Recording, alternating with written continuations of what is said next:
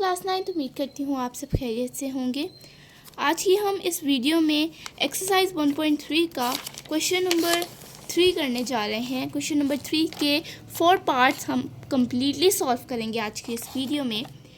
तो question number 3 को solve करने से पहले, जैसा कि हम हर क्वेश्चन को सॉल्व करने से पहले एक कॉन्सेप्ट ले लेते हैं जो उस क्वेश्चन में यूज़ हो रहा है, तो इसी तरह क्वेश्चन नंबर 3 में जो कॉन्सेप्ट्स यूज़ हो रहे हैं उस कॉन्सेप्ट को हम एक दफ़ा रिव्यू कर लेते हैं। हमने एक्सरसाइज 1.3 का क्वेश्चन नंबर 1 करते हुए मैंने आपको बताया था कि एडिशन ऑफ मैट्रिसेस क्या होता है, but again I am telling you that how to add 2 matrices. यहाँ पर हमें एक कंडीशन लिखी हुई नज़र आ रही है, बस आप इस कंडीशन को पढ़िए। The matrices A and B are comfortable for addition if they have the same order. अगर दो उनके मैट्रिसेस के पास सेम ऑर्डर है देन हम उनको ऐड कर सकते हैं। अगर उनके पास सेम ऑर्डर नहीं है तो हम उनको नहीं ऐड कर सकते। और ऑर्डर कैसे निकालते हैं? The number of rows and the number of columns. Number of rows पहले लिखते हैं and the number of columns बाद में लिखते हैं और इन बिटवीन बाय लिखते हैं। तो उसके बाद ये वाली लाइन है, addition of A and B written A plus B is obtained by adding the entries of matrices A to the corresponding entries of the matrices B। तो एडिशन कैसे करते हैं? सबसे पहले A प्लस बी लिखते हैं, then हमारे पास addition जो हमारे पास एडिंग प्रोसेस है वो क्या होता है? सबसे पहले हमने 2 मैट्रिसेस लिख लिए, उसके इन बिटवीन साइन कौन सा डाल दिया? एडिशन का, प्लस साइन डाल दिया। द नेक्स्ट थिंग, हमारी जो मोस्ट इम्पॉर्टेंट थिंग है, दैट कॉरस्पॉन्डिंग एंट्रीज़ को हमने प्लस कर लेना है। जैसे 2 प्लस हो जाएगा -2 में कॉरस्पॉन्डिंग एंट्रीज़ क्या होती हैं कि आमने सामने वाली एंट्रीज़। जैसे 2 है यहाँ पर, वो फर्स्ट है, वो फर्स्ट में है। जैसे 2 और 1 फर्स्ट कॉलम में 2 जो है फर्स्ट एंट्री है, तो सेकंड में भी हम फर्स्ट एंट्री को ही 2 के साथ प्लस करेंगे। जैसे -2, 3 को 3 के साथ 4 को, जो इस लाइन में है वो इसी लाइन में, जैसे इस लाइन में थर्ड पर है 6, तो इसी लाइन में भी थर्ड पर 3 को ही ऐड करेंगे 6 के साथ। 6 को 2 के साथ ऐड नहीं कर सकते, सिर्फ कॉरस्पॉन्डिंग एंट्रीज ही ऐड होती हैं। कॉरस्पॉन्डिंग का मतलब क्या होता है? कॉरस्पॉन्डेंस का मतलब होता है आमने सामने। हमने कॉरस्पॉन्डिंग का पूरा प्रोसेस एक्सरसाइज 1.2 में पढ़ा था। अगर आपने मेरी वीडियो नहीं देखी तो आप इस वीडियो के डिस्क्रिप्शन में मैंने इसका लिंक दिया है, आप जाके देख सकें। और एज वेल हमारे पास एक्सरसाइज 1.3 का भी जो क्वेश्चन नंबर 1 और क्वेश्चन नंबर 2 हमने किया, उसमें भी मैंने आपको बताया that how to add 2 matrices. तो अगर आपने वो वीडियो भी नहीं देखी तो इस वीडियो के डिस्क्रिप्शन में मैंने इसका लिंक दिया है, आप जाके वो देख सकते हैं। सो एडिशन ऑफ मैट्रिक्स आपको क्लियर हो गया है कि कॉरस्पॉन्डिंग एंट्रीज को ऐड करते हैं। अभी हम 2 क्वेश्चंस करेंगे, 2-3 पार्ट्स करेंगे तो आपको और क्लियर हो जाएगा। यहाँ पर उन्होंने A, B, C and D given दिया है। हमने A, B, C और D की वैल्यू पुट करनी है और देन उसका आंसर निकालना है। तो कैसे करेंगे? तो सबसे पहले A है हमारे पास, सबसे पहला हमारे पास पार्ट है A + 1 1 1, यानी A प्लस जो आगे मैट्रिसेस है वो दिया हुआ है। A की वैल्यू पुट करेंगे, आपकी बुक पे A की वैल्यू लिखी हुई है, तो A की वैल्यू है हमारे पास -1 2 2 1। This is the value of A। In between plus लिखेंगे और 1 1 1 1 लिख देंगे। अब जैसा कि मैंने आपको बताया that how to add these matrices, तो इसका क्या प्रोसेस होता है देखते हैं। तो मैंने आपको कहा था सबसे पहले इन बिटवीन प्लस साइन लगाते हैं, हमने लगा लिया। अब हमने कॉरस्पॉन्डिंग एंट्रीज को ऐड करना है। कॉरस्पॉन्डिंग यानी आमने सामने, 1 के आमने सामने, यानी 1 यहाँ पर फर्स्ट एंट्री क्या है? 1, तो सेकेंड मैट्रिक्स में भी फर्स्ट एंट्री क्या है? 1, तो -1 हो जाएगा +1, 2 हो जाएगा 1 से, इस वाले 1 से यहाँ पर जो एंट्री है 2 + 1, इस तरह ऐड करना है आपने। फिर 2 हो जाएगा 1 से 2 + 1 एंड 1 हो जाएगा 1 से 1 + 1। तो जिस तरह ऑर्डर ऑफ मैट्रिक्स गिवन है, यानी आप इन सारों को एक लाइन में नहीं कर सकते। जिस तरह मैंने किया, जैसे 1 2, यानी इन दोनों को ऐसे ऐसे ऐड किया और इसको भी 2 1 इस तरह ऐड किया। आप इसको आगे पीछे नहीं कर सकते। आगे हम देख लेते हैं, आगे हमने क्या करना है। -1 और 1 को करेंगे तो 0 आ जाएगा, 2 + 1 करेंगे इट बिकम्स 3, 2 + 1 करेंगे इट बिकम्स 3, और 1 + 1 करेंगे तो ये हमारे पास आ जाएगा 2। तो ये हमारे पास क्या आ गया? एक मैट्रिक्स आ गया जो ऐड करने से हमें मिला है और यही हमारे पास आंसर है। बस हमने कॉरेस्पॉन्डिंग एंट्रीज को ऐड करना है और कॉरेस्पॉन्डिंग एंट्रीज को ऐड करते हुए हमने ध्यान रखना है कि अगर 1 और 2 साथ है हमारे पास, जैसे 1 और 2 इस तरह है, तो 1 1 यहाँ पर इसके कॉरेस्पॉन्डिंग 1 के कॉरेस्पॉन्डिंग क्या है, जैसे 1 है फर्स्ट कॉलम में, तो सबसे पहले हमने दूसरे में देखना है फर्स्ट कॉलम को देख लिया। फर्स्ट कॉलम में 1 किस पोजीशन पे फर्स्ट एंट्री है, फर्स्ट एंट्री को देखना है और फिर उन दोनों को प्लस कर देना है। और कैसे प्लस करना है, इसको एक लाइन में हम ऐसे नहीं लिख सकते 1 + -1 + 1 2 + 1 फिर 2 + 1 फिर 1 + 1, इसको वर्टिकल ऐसे नहीं लिख सकते थे। हमने 2 एंट्रीज इधर लिखी है, 2 एंट्रीज इधर लिखी है। क्यों? क्योंकि गिवन मैट्रिक्स में भी 2 एंट्रीज ऊपर थी और 2 एंट्रीज नीचे, यानी 2/2 का ऑर्डर था, तो हमने 2/2 का ही ऑर्डर लेना है, 2/2 का ऑर्डर में ही आंसर लाना है, ऑर्डर चेंज नहीं करना आंसर में। आई होप आपको ये पार्ट क्लियर होगा। The next part number 3, b + -2/3। सबसे पहले b की वैल्यू पुट करेंगे। b की वैल्यू आपकी बुक पे अगेन लिखी हुई है, b की वैल्यू है हमारे पास 1 -1 और प्लस इन बिटवीन प्लस डाल देंगे और हमारे पास -2 और 3। ठीक है, ये हमारे पास है b प्लस दिस मैट्रिक्स। तो अब हम इसको कैसे प्लस करेंगे, कॉरेस्पॉन्डिंग एंट्रीज, यानी 1 + -2 हो जाएगा और ऑर्डर सेम रखना है। तो जो 2 एंट्रीज ऊपर है तो ये जो नीचे है नीचे ही लिखेंगे, जैसे -1 + 3, जो पोजीशन जहाँ पर है उसकी वहीं पर ही रहने देंगे।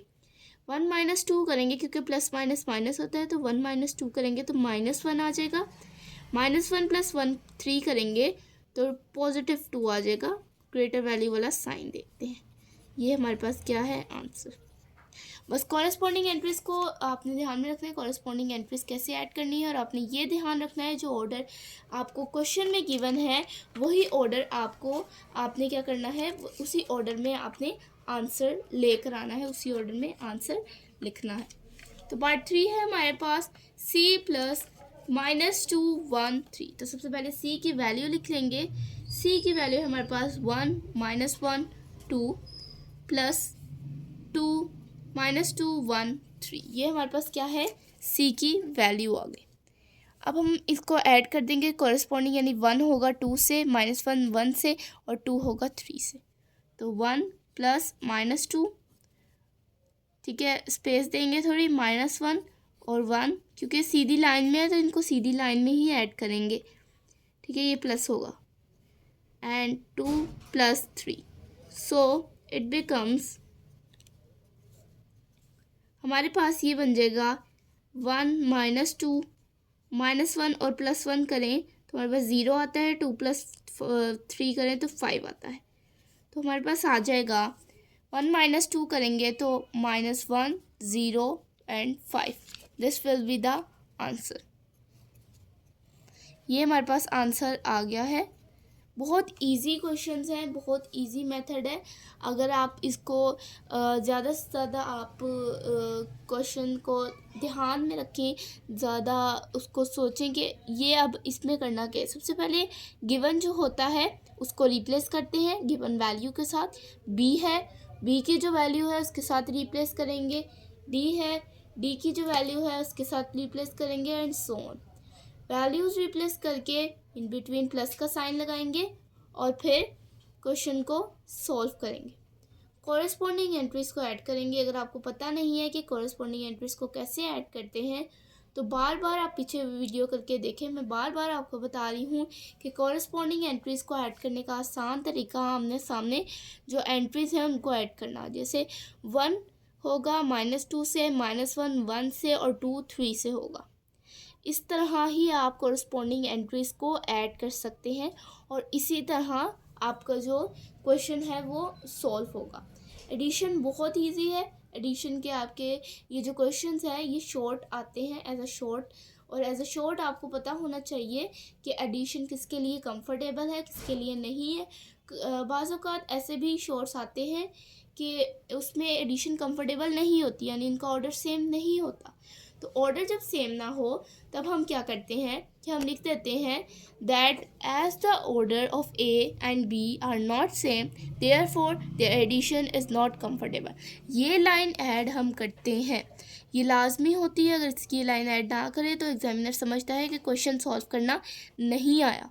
तो this line will be the answer. एक तरह से आंसर होता है कि the matrices A and B have don't have the same order therefore the addition is not comfortable. ठीक है, या फिर आप ये लाइन ऐड करें as the given matrices as the given matrices have different orders therefore their addition is not possible। ये line add करें तो एज अ आंसर ये लाइन आपको 2 नंबर इसी लाइन के मिल जाते हैं।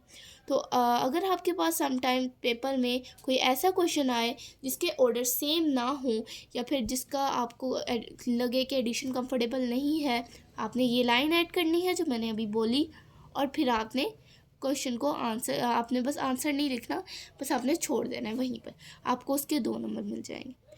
अभी हमारे पास कोई ऐसी कंडीशन नहीं आई जिसमें ऑर्डर सेम ना हो और हमने जो है ये लाइन ऐड करनी हो। सारों के ऑर्डर सेम है, बट आगे जाके जब हम मल्टीप्लिकेशन की कंडीशन पढ़ेंगे और मल्टीप्लिकेशन के क्वेश्चन सॉल्व करेंगे तो उसमें आपको एक ऐसा पार्ट भी मिलेगा जिसमें आपके पास मल्टीप्लिकेशन कंफर्टेबल नहीं होगी, यानी मल्टीप्लिकेशन उसमें पॉसिबल नहीं होगी। आगे जो हमारे पास 3 के जो 4 के बाद पार्ट्स हैं जैसे 5, 6, 7, 8, 9, उसमें मल्टीप्लाई हो रहा है लेकिन एक नंबर। मैट्रिसेस मल्टीप्लिकेशन नहीं हो रही, मैट्रिसेस की मल्टीप्लिकेशन नहीं हो रही, कॉन्स्टेंट्स की मल्टीप्लिकेशन हो रही। तो उसमें क्या हो रहा है, एक नंबर मल्टीप्लाई हो रहा है।